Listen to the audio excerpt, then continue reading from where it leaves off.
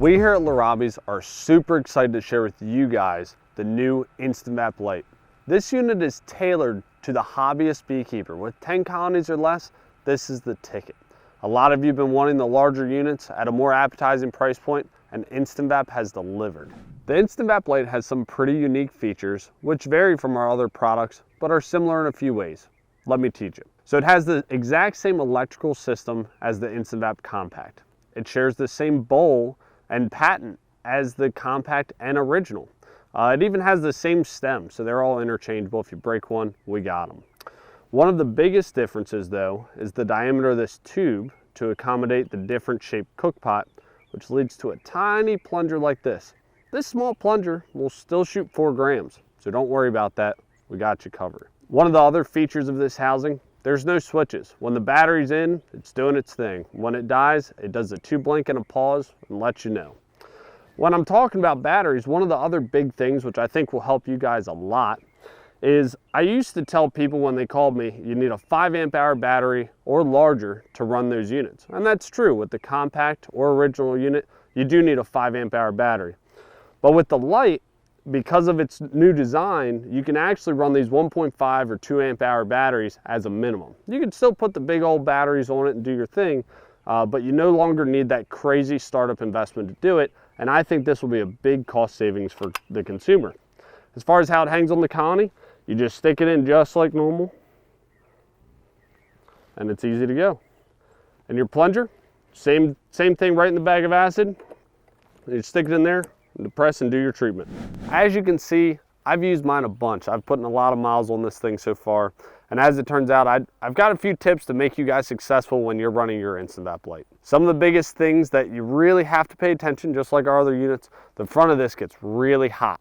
One of the differences is this tube is aluminum and this top piece is. So this gets really warm. So you should only have this in there during treatment, during the fast blink process. When you got it in there, you do your treatment. When it goes back to slow blink and just warming up, you take it out. The way you do that is you take these 2 fingers underneath, grab the top, and you wiggle back and forth, it'll come right out. Don't try and grab it down here and pop it out, you'll just burn your hand on the hot front. A good set of gloves is really important, but again, it's really tight in there so it gets a good treatment, but just right underneath, it'll pop right out, no problem. With these plungers, you really have to remember to keep them clean and maintain them, making sure you oil the O-ring and all of that. But especially when you are done using these and they start to cool down, you want to rinse them out. Get all the OA out of them. You want to be able to run that plunger a few times, really get the OA from being built up in there. You can do that simply putting it in some water.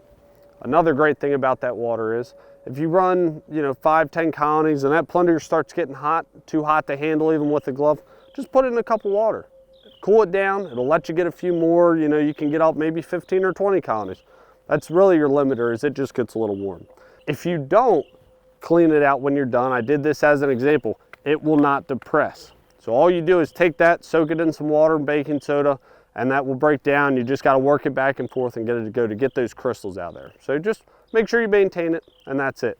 But when this gets hot, right in the water, no problem. You can pull it right back out, dry it off, and get right back to treating. It's that easy, except that's the plugged one.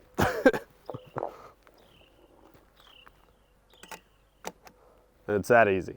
These things truly are awesome. If you're interested, you want to help out your apiary, grow what you're doing, check them out, hobbyist.com.